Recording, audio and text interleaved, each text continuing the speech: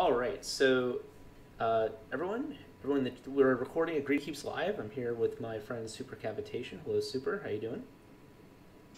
I'm doing okay. How about you? I'm good. We just had some technical trouble. If you were here watching the live stream, you probably know about it.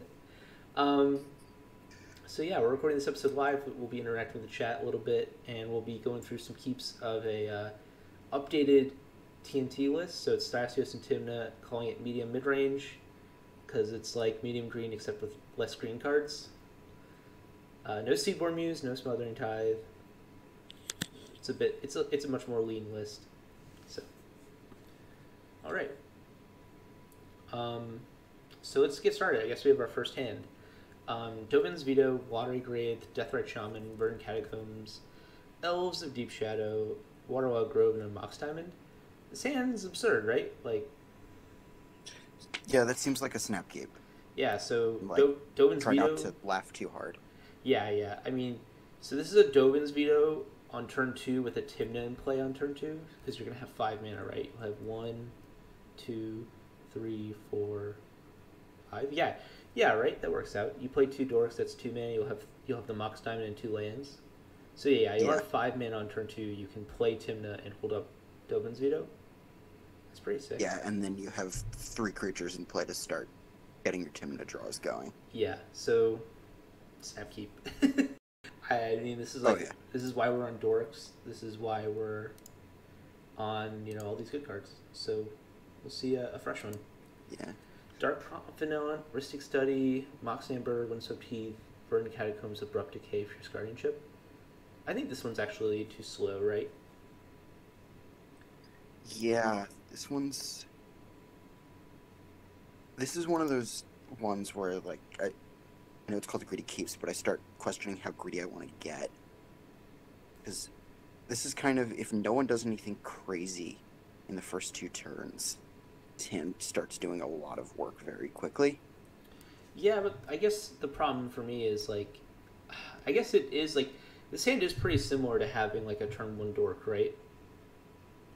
Yeah, Maybe I'm just like over adapted to keeping those like acceleration hands. Like this is very similar to um, a hand that has like a turn one dork into a Thrasios and then holds up interaction, and then on turn three plays a value engine, still holding up interaction, because you can just play the yeah. Thrasios, play your Mox Amber, and then hold up the Fierce Guardianship. Yeah, I I think. think Go ahead. sorry, I think if the Mox Amber were either a Mox Diamond or a Chrome Mox, I would keep. But as is, I don't think this is capable.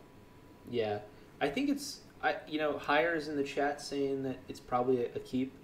And someone's asking, do we try to think of a specific meta? I try to think of like just like a pretty diverse. We try to like imagine a different pods where you might be different. Like if there were, let's say you had a hand with a Null Rod in it, you might say, hey, this hand is not as good if there's three Yisan decks at the table. But generally, you're probably going to see a farm deck or some type of Turbo Nose deck. You're probably going to see maybe two of those, one or two of those, maybe a mid-range deck, maybe a stacks deck. And we might say like, hey, this hand's really bad if it's mostly farm or mostly stack. I will say, I think I'm not giving this hand enough credit. Hire's arguing it's a keep. I think I probably get greedier, but I definitely see the value. The Dark Confidant is like really dead, right? It's like Yeah, it's a complete dead card. So is this like a good six? I'd say this is probably a fair six. yeah. If this were six, I think I keep. The other thing is, depending on turn order. Um, say what's it? Say you've got one maybe more controlling deck, and then some kind of fast combo deck going after it. So say we're going third, Mm-hmm. and it goes control combo us.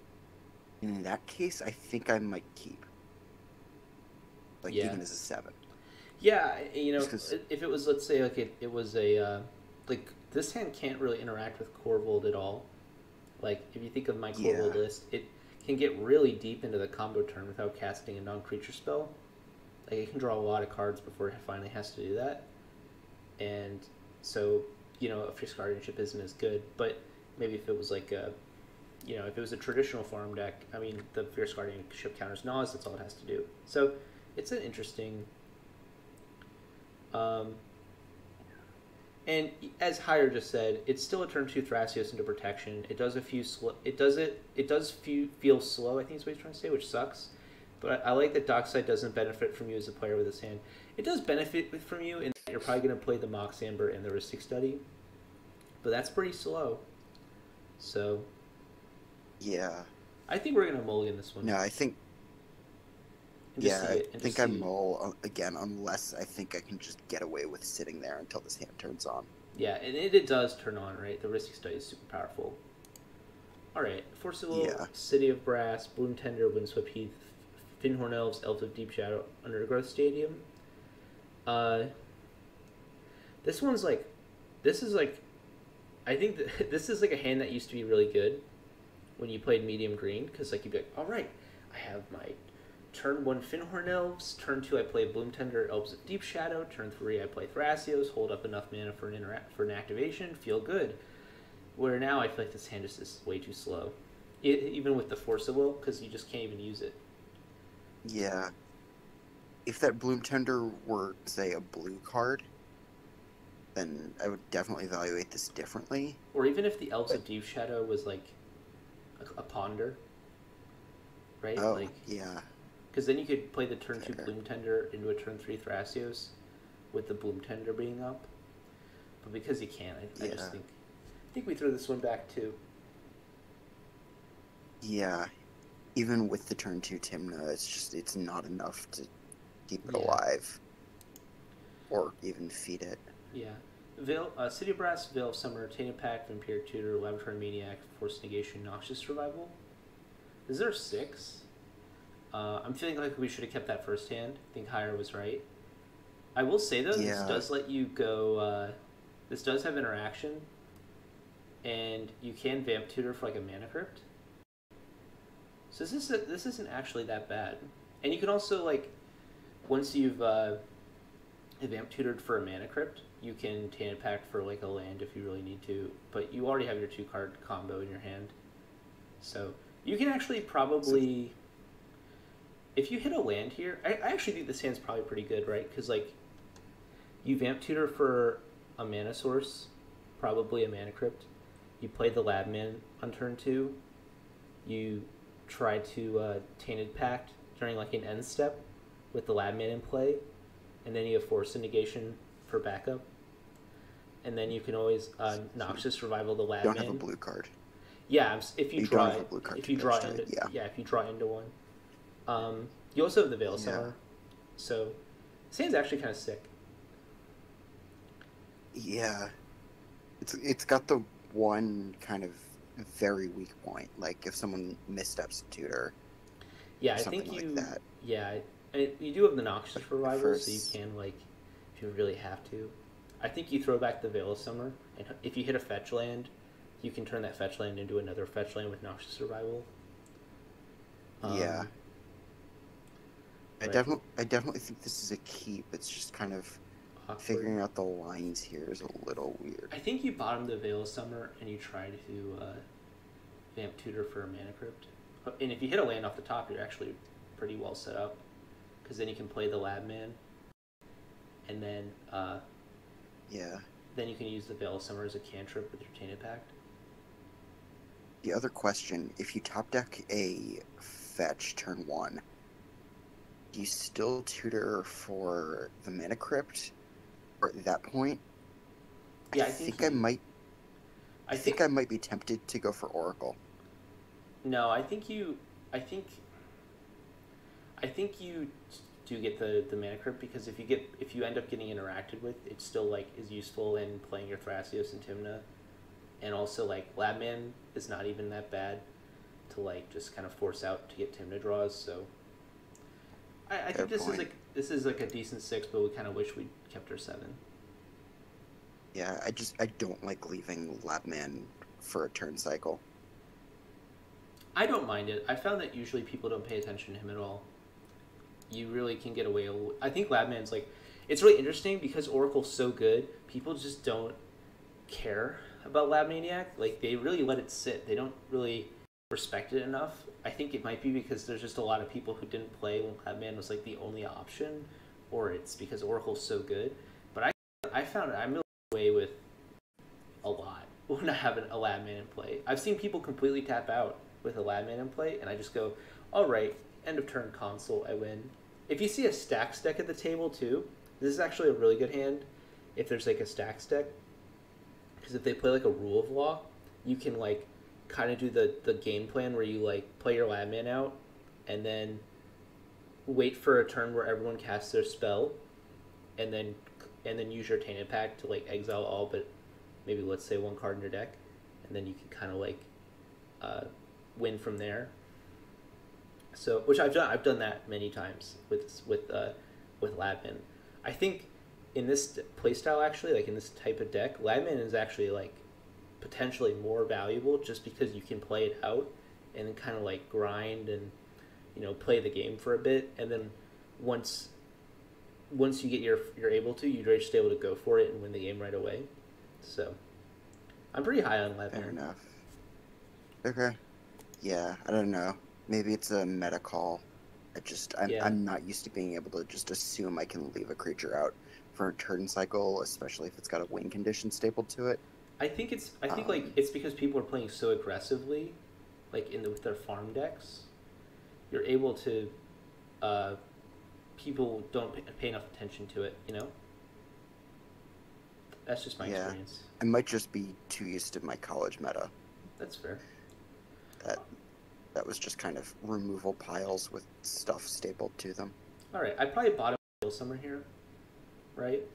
Maybe the Noxious Revival. Oh yeah, for sure. But I think we keep the Noxious Revival in case we get blown out. Yeah, I think we keep the Revival. The upside if we draw fetch is so high, and we just don't have the mana to keep Veil of Summer up. Yeah. All right.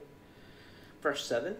Dovin's Veto, Forest, Demonic Tutor, Wooded Foothills, Tropical Island, Rest in Peace, Thassa's Oracle. I don't like this one. There's no acceleration. Yeah. I think it's that simple. There's no acceleration. There's just not a whole lot of grinding. I think the one point where I keep this hand is like, I don't know, if everybody's on graveyard stuff. And even then, I'm not sure I love it because you're just kind of slamming Rest in Peace and hoping. Yeah, it's definitely very powerful, like as a card, Rest in Peace, but it's not enough to keep the hand off of, at least in my experience. All right, second 7. No, just like, okay, second. So, Mystical Tutor. This is nicer. Noble Hierarch, Imperial Seal, Force of Will, Overgrown Tomb, Delay, Underground Stadium. I feel really good about this hand. This feels really, really strong. I think we have a 7. Oh yeah. Yeah, this is our second 7. I think this is a snap keep. Now, what we do here is actually kind of interesting. We have our A and B in our hand because we have Imp Seal and Mystical Tutor, so we can get Thassa's Oracle and Demonic Consultation. But what we're probably going to do is tutor up like one of our few stacks pieces that we have, like our Rest in Peace or our like Collector Oof, or maybe an Agent of Treachery, or maybe even like our Ad Nauseam. But we have a lot of options here for that, obviously. We also can just play a turn 2 Tymna if we think we have to. We have Force of Will backup. And we actually have 2 tutors, so we can even exile the Mystical Tutor if we feel like we really have to play control this game, although I don't think that's really what we do. So yeah, no, this hand just kind of feels like it has a little bit of everything. Yeah, I think that's exactly what we want. We want an acceleration, a tutor, and a counterspell. And this does literally exactly that. So yeah, the one point of concern is just that our only point of blue and white mana is Noble. Yeah. I think that's fine, though. I think we get away with it, right? Yeah. Especially with Force to protect it, yeah. Yeah, and one thing, I'm going to mess up the stream for a second while I look. Yeah, and one thing we can do here, which is actually kind of important, is we can, let me just make sure I got that right. Yep. We can actually Mystical Tutor for Dark Ritual, and then Imp Seal for Ad Nauseam. So that's like, or Imp Seal for Dark Ritual, and then Mystical Tutor for Ad Nauseam with Force of Will back. So that's also an option we have. This deck isn't fantastic at main phase Nausing, but it can probably win. We probably want a little bit more mana, but that's also just, that's not Naus until turn 3. Yeah. So if we're not guaranteed the win off Adnaz, I'm not sure I love the Turbo Naz. Yeah, I think it's probably better that we're a little bit disruptive here. Yeah. At least that's my initial thoughts. I think we can eventually Naz, but I'm not sure that we're supposed to go all in like that. Yeah, no, I think it's like the lines you were laying out earlier. It's just one of those kind of, you look at where you are at the table, you look at what everyone else is playing, and then if this is the kind of game where we just need to go for grindy, whatever is slam the noble, go for Timna, protect it with force, protect it with either Deafening Silence, Rule of Law, Collector Roof, whatever it is we need. Or if it's the kind of game where we really just want to go for the Tainted Pact Thassa's Oracle, we can go for that if we need. Yeah, and one other thing is that with Noble Hierarch, Timna's really strong. Being a 3/3 is like huge. That lets you get through a lot of people, and it makes it so the blockers are pretty much useless. And you're also gaining life, which is like pretty sick. So, yeah, this hand seems really strong. We can probably move on to the next one. Brash 7. Scalding Tarn, Limdo's Vault, Pluto Delta, Savannah, Forest, Prince of Teeth, Misty. No. We'll just go to second 7. No way. Elves of Deep Shadow, Guy's Cradle, Deathrite Shaman, Force of Negation, Command Tower, Moxamber. I really like this hand. This is a really good hand. I think I'm a little less high on it than you are, but I definitely still like the hand. Yeah, I think so. One second. Let me do the math here. We can go turn 1 Dork, probably the Deathrite Shaman, and the Amber. Turn 2, play the Guy's Cradle. Play Thrasios. We'll go down and we'll tap that and that. Yeah, we can actually hold up Force Negation on turn 3 and a Thrasios activation, I think, right? Because the Deathrite Shaman will be tapped, the Command Tower will be tapped. Oh no, we can't hold up. We have to choose whether or not we want a Force Negation on turn 2 or a Gaia's Cradle. I think the answer is probably the Force Negation. Right? Yeah. So that kind of sucks. Yeah.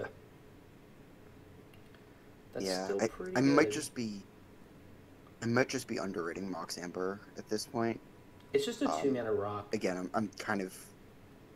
If you think I'm still kind of used to the not being able to assume that a creature will stick if I need it to. Yeah. So I might just be outright underrating Mox Amber. Yeah, I mean, you just think about it. Like on turn 2, where people are probably casting their Ad Nauseams, not their Pyroclasms. You know, it's like the mentality. Let's see what the chat thinks of this hand. No comments yet. Interesting. I think this is a good hand though. I might be wrong. Yeah, no, I would definitely keep it. I'm a little less like. That's fair. I'm a little less snap keep. That's fair. But I would definitely wind up keeping this hand. All right. Fresh 7. Soul Ring, Tainted Pact, Dovin's Veto, Carpet of Flowers, Misty Rainforest, Brainstorm, Collector Roof. I like this one. I will say though, it's kind of dependent on your carpet making mana, which kind of sucks. Yeah, if we're going first, I don't think I keep this. Yeah. Honestly, it is a little risky. I think your Brainstorm's going to try to shuffle away that Collector Roof too. Because like you're kind of dependent on your Soul Ring here. Yeah, though the problem is we don't have mana without cracking Misty already.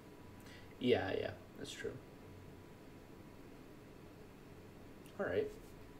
I think we can throw this one away. This is our first 7. Depending on table position, but yeah, as a first 7, I think I'm likely to throw this away. Cyclonic Rift, Breeding Pool, Wood of Foothills, Thassa's Oracle, Elves of Deep Shadow, Demonic Tutor. I like this a lot. Oh yeah. I think we actually wait to Especially we were play. talking. I think we wait to play the Mystic Remora here because Yeah. we have a turn 3 win with this hand, right? Like if we go turn 1 Dork, turn 2 Mystic Remora, Demonic Tutor for Thassa's Demonic Consultation. And then turn 3. Turn 3 we pay for Mystic Remora. Then we Thassa's Oracle Consult win. That seems pretty good. That is contingent on drawing... On land. It's contingent on drawing a land at some point, but we're also probably going to see 3 or 4 cards. Oh, yeah. Yeah, I think that's a safe... I definitely like this hand. Yeah. And I think the worst case scenario Go ahead.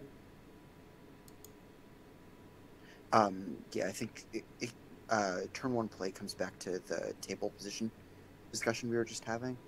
So if we're going first, I think we just slam Mystic Remora and run away with it. Or not, then yeah, we play the elves and then kind of just try to get that turn 3 going. Yeah, that's fair. I do think that the turn 2 Mystic Remora is still pretty good. It's more likely to get countered, but at the same time, like, if they're countering our Mystic Remora on turn 2, like, that probably means they won't have any interaction for a win on turn 3, you know? Yeah, for sure. Just, if I'm seated first at the table and I have Mystic Remora in my hand, I have a very hard time constructing a scenario in which I don't play it turn 1. Yeah, that's fair. It really depends. Yeah, it just really depends. It depends on how greedy my opponents are. The greedier they are, the more likely I am to play it, though. If I think they're going to play into it, I definitely play it. Yeah, and honestly, unless they're all on just 100% dorks, even if it's not getting me cards, if it's just kind of slowing them down for a second while they try to get, while I can get moving, I'm entirely okay with that. Yeah, that makes sense. So, yeah. All right.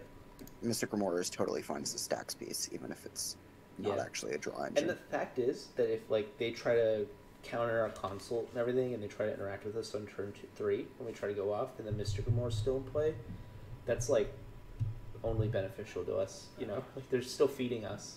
You know, we're still happy to dig for interaction. So this is good. First ever. No Wander. I'm just gonna go to second 7. Yeah. Nurturing Peatland, Command Tower, Mana Crypt, Hull Breacher, Gilded Drake, Phantasmal Witch, Mox Diamond. Wow, this is insane. Yeah. I really like this. Oh, wow. So, okay. This... Yeah. I don't even know what the line is here, but I love everything about this hand. I think we just end step Hull Breacher. Honestly. I think we're just fine with that, and then we just play our Tymna and attack. You know? Yeah. And if someone plays a turn 1, you know, Gitrog or Corvold or something like that, we can always just steal it on turn 2, you know? Yeah. And if they're playing one of those cards, we're also just able to flash in our Hull Breacher in response, steal their stuff and get some treasures, which can help us deploy our Thrasios and our Tymna, maybe? Yeah, and we can get the, if we flash in Hull Breacher turn 1, we have turn 2 Tymna to start drawing ourselves. Yeah. And then if we hit a tutor or something, we can just tutor up a wheel. That's game. Yeah. Seems good. Yeah, pretty much. No, I love this hand. Hull Breach is insane, right? I need to get my hands on one of those cards as soon as I can. Yeah, I got one. Purely for scientific purposes. All right. Did I not, Anna was telling me to cut Even Mind Sensor as calling me a boomer. I kind of like Even Mind Sensor in this deck, I'm gonna be honest. Maybe I'm a little biased. But, alright. I don't know, I feel like it's meta. I feel like if we bluff having a 3-mana creature with flash, and it's really and we just always have it because we're playing 3 of them, it makes our opponents play slower out of fear that we'll just get them. Yeah, fair The point. more often that we can reinforce the idea that our bluff is not a bluff, I feel like that's to our benefit in the long run. You know, Yeah, if we yeah, can, no, that's a fair point. yeah. I forget which pro I'm quoting, but if they play like you always have it, you might as well always have it. I like that. Cyclonic Rift, Elvish Mystic, Mental Misstep, Dispel, Underground Sea, Gilded Drake, Chain of Vapor. That ain't it. Uh, Looks like the stream is paused on my end. Oh, is it? It says there we go. Okay, okay, We'll we're good. check this out. All right. Okay. All right, back to so Silence, Windswept Heath, Boreal Druid, Mox Amber, Chrome Mox, Bloom Tender, Ristic Study. I think what we do here is we go. We can go turn one, exile our Thrasios, our Bloom Tender to our Chrome Mox, Windswept Heath, getting a Trop. Then we can Yeah, play and then Thrasios, Thrasios. Mox Amber into a Boreal Druid, and then on turn 2 we can play the Ristic Study with tons of Yeah, mana up. The other option is we play a turn 1 Bloom Tender, and then on turn 2 we play Thrasios into Ristic Study. Those are both very powerful plays. yeah. I think we probably actually, I think that's probably what we do. We can also go turn 1 Windswept Heath, Chrome Mox, Exile, and Boreal Druid into Mox Amber, turn 2. No, I think we do the turn 1 Bloom Tender, or we do turn 1 Thrasios. What's the color balance on permanents in this deck? It's very blue-green heavy. Yeah, okay. Just trying to figure out how likely it was that Bloom Tender starts producing 3 or 4. Well, once you have a Timna out, it doesn't Yeah. matter, but maybe we get a Tundra for that reason. Yeah, that was the follow up because if we're getting Trop, we have no way of casting Timna, yeah. Timna. And that lets us enable Actually, our we have no way of casting Timna. We don't have a way of casting Timna either way. Yeah, yeah. Don't But we will have a currently Ristic have black Study on mana. turn 2, so I think that's fine. Yeah, So, this hand's pretty sick. yeah. And again, if no one's giving us cards off Ristic, then I'll take the Sphere of Resistance and run. Yeah, that's a good way of putting it. Alright, let's call this one our last hand. Sure. Time Twister, Breeding Pool, Windswept Heath, Birds of Paradise, Carpet of Flowers, Vampire Tutor. One thing I will say about this hand is Vampire Tutor can find Hole Breacher. So we do have like a 2-card combo here. That was my thought. So we can go turn 1 Carpet into Birds, turn 2 they have Tutor on our upkeep, hold up. We probably just like play Thrasios and then we might play Thrasios, then play Vampire Tutor before our turn. On our turn, hold up a Thrasios activation plus Hole Breacher. I don't know, that is pretty awkward. It's hard to get to 6 mana. Yeah. I guess it depends. If we can assume we're going to start getting a bunch of mana off Carpet real fast, then I would definitely try to turbo for that line. There's a possibility. We don't think we're going to get Carpet mana. There's also a possibility we play the Vampire Tutor on turn 1 instead of the Birds, so that we can have a turn 2 Hole Breacher, and then turn 3 Twister. But that's like, yeah, with no disruption or anything, I feel like that's just not good. Maybe I don't know how well that. I don't think I'm on Necropotence in this deck, but I probably should be. Am I on Necropotence? I'm not on Necropotence. I probably should be, though. So that's a fair comment, is that we could go turn 1 Carpet Vamp for Necro. That's a good. I'm gonna add Necropotence right now. We're gonna cut that. We're gonna add Necropotence.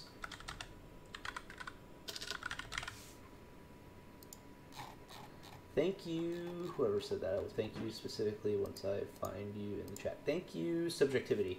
Just did that. Yeah, we could also turn one carpet vamp for crypt and then wheel, but I'm not sure that it depends on our turn order. Uh, Yeah.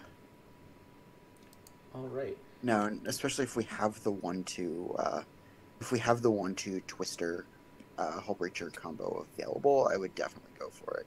All right. The question is, do we want to try to go slowly or do we want to run for it? I don't think turn 3 is fast enough, so we might have to just turn 2 wheel. Problem is, if we turn 2 wheel, we can just play into someone else's Hull Breacher, you know? Yeah. We wait to see, because if someone else is holding up Hull Breacher mana, then yeah, we probably don't. But if no one else is, I guess the kind of just dump all our mana on the board, and then Time Twister plan still works. Yeah. Even if it's not the Hull Breacher. Yeah, that makes sense. All right, that is that's the end of our greedy heaps. What do you think of TNT right now? Do you have any thoughts of TNT in the current meta? I definitely need some more games to decide, but I like the way they're positioned. I like a lot of the new pieces they've gotten. I cannot wait to play with Opposition Agent. I cannot wait to get my butt kicked by Hull Breacher. I think both of those cards are actually like a really big deal, right? Like the fact that Tymna can turn them into card advantage, the fact that Thrasios kind of like asks you to hold up mana during your opponent's turns, the fact that Dorks help you get to 3 mana really consistently, the fact Thrasios turns on your Mox Amber consistently. A lot of these things kind of like snowball together to make like a really grindy, disruptive, 4-color deck that kind of like plays Nas, plays Necropotence, tries to like tutor out card advantage engines. I think that's like a pretty powerful plan right now. We were talking earlier about how the turbo decks have gotten some new tools and the meta's getting a little faster, and I think these are definitely going to give the 4-color grindy decks a lot of tools to kind of slow everything back down, play at their own pace. Yeah, I think it's like a bit of a...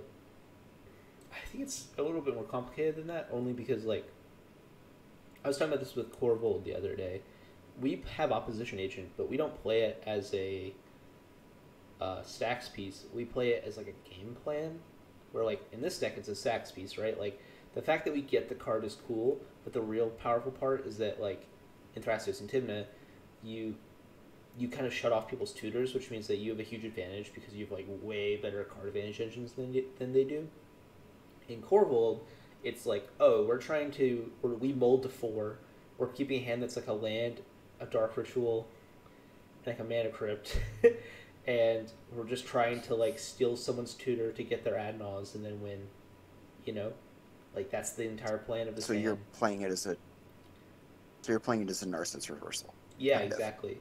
Yeah, and this deck, that's one of the cool parts of Opposition Agent is that it has a lot of play to it, where you can kind of be like, oh, how do I want this card to position itself into my deck? But some decks are just going to be using it differently, Yeah. So Corvold might get faster because they can mulligan more aggressively because it can kind of like piggyback onto other decks, kind of in the hands that has an Opposition Agent and rituals. It can just be like, instead of playing good cards, I'm just going to steal your cards, which is kind of appealing. Does it replace Praetor's Grasp or just augment it? It augments it, because my Corvold list was on 2 win conditions, and now if you add Agent, it's like 3. Or maybe like if you combine Eternal Witness, which is also kind of a backup win condition, because you can like loop. I don't know what you loop. You might just be able to loop spells to the point where it's really hard to lose, and then you just beat them with Corvold. But Agent, Agent lets you go like another thing you do with Agent is you can keep a hand that's like land, mana crypt, and then you like turn 1 Agent someone's Vamp Tutor. You steal their Thassa's Oracle, and then on your turn, I forgot to mention you also have Tana Pact in hand, and then you like go Tana Pact using your black mana, then using your mana crypt, you cast Thassa's Oracle, and you're like, oh, I just stole your Thassa's Oracle. So that's another reason it's like, because that's not slowing down Corvold, that's speeding up Corvold. But, Corvold's using Opposition Agent in one way, this deck's using it a different way, so It's interesting. What was it? Do you think Opposition Agent is going to be the card that finally makes Scheming Symmetry cEDH playable? No. Yeah, If you like 1-mana sorceries with no text, Scheming Symmetry is that a lot of the time. So yeah, if you want to let your opponent tutor 2 cards when they have an opposition agent in play, Scheming Symmetry is pretty good. That's about it. Was I think it was what was it? Callahan? Yeah, Somebody posted a video where they were talking about Opposition Agent and how just every time you read that card, it's all like Thassa's Oracle, where every time you read that card after the first one, there's just something else you missed that first time. Yeah, exactly. It's it's a really cool card. It's backed up, of course, by Hull Breacher, which is similarly busted, where you're like, oh, that's really cool. It's like a Smother and Tithe in blue, and then you read it again, and you're like, oh wait, this is a Narset at instant speed. And you're like, wait, And this is better both. because it gets you Timna draws and yeah, it's like, really strong. And it's has flash, and you can just cast it. Like you don't even need to like get them. Like I feel like at 4 mana, can't even like.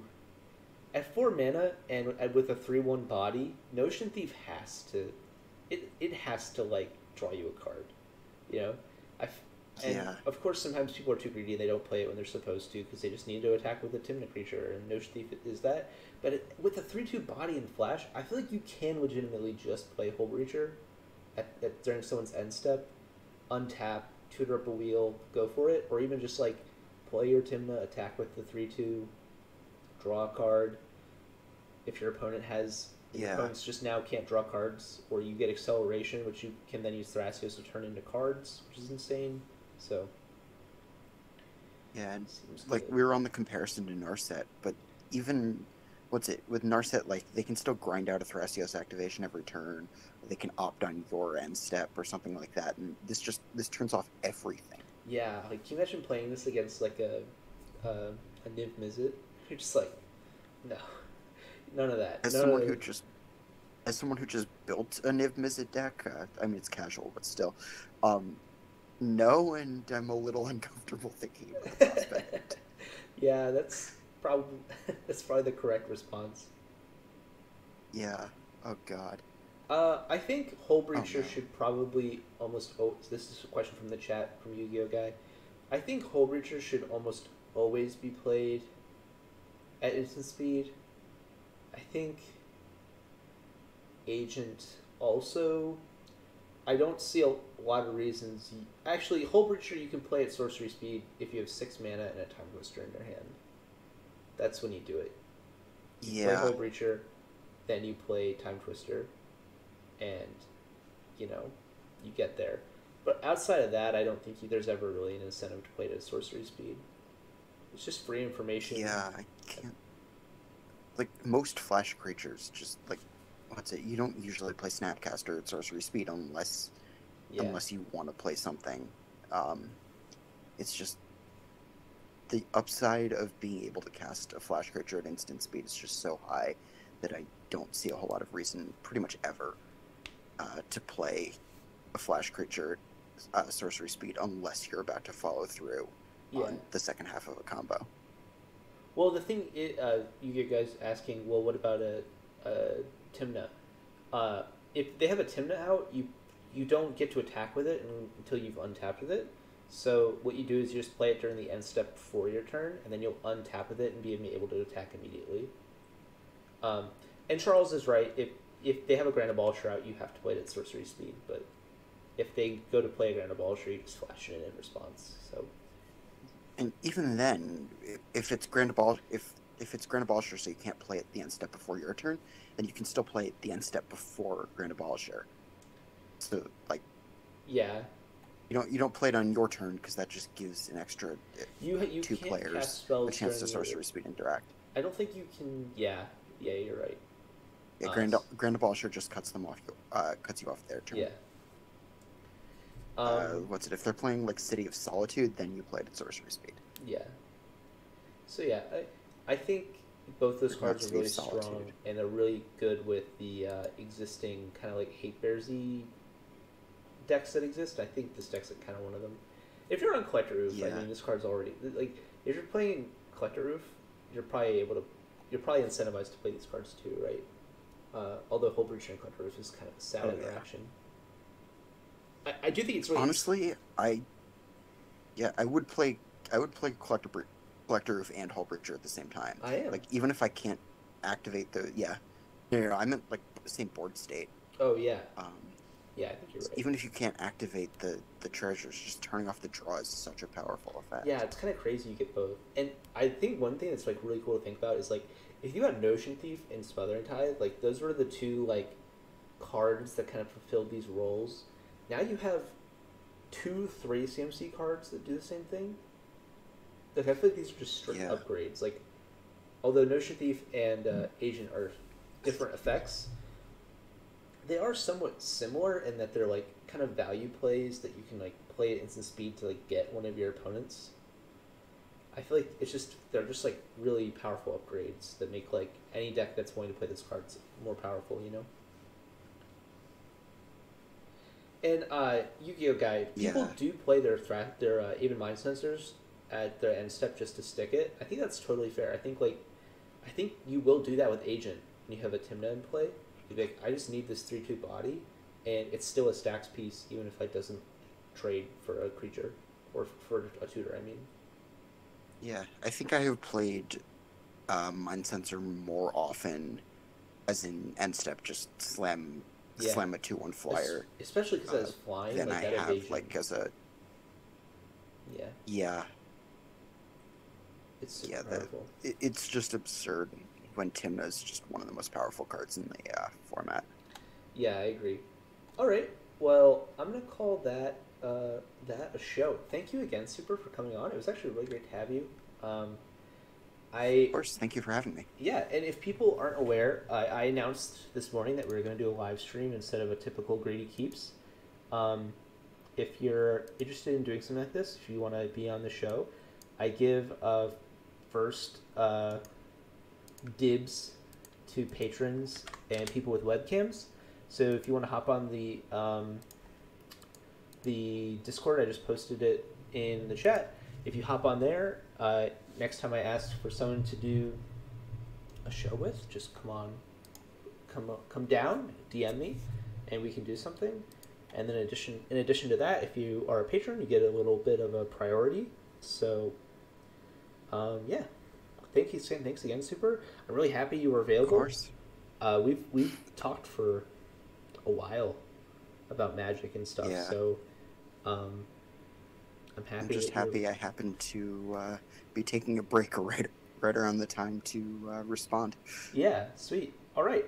Have a nice night. Have a nice night, everyone who was able to come on and watch. Thanks again. And hope you have a nice one. See ya. Bye. See ya. All right.